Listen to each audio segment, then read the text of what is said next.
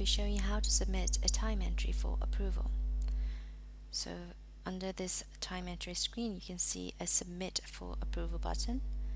And if there are any time entries that are waiting to be submitted for approval, they will be listed over here. You can view any approval history from this document icon here. You can see that the first two were new, and this has a status of rejected.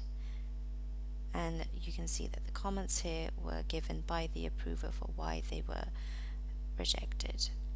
So if you want to go ahead and submit entries for approval, you can select the topmost checkbox to select all, or just go ahead and click on however many you need and click on Submit for Approval.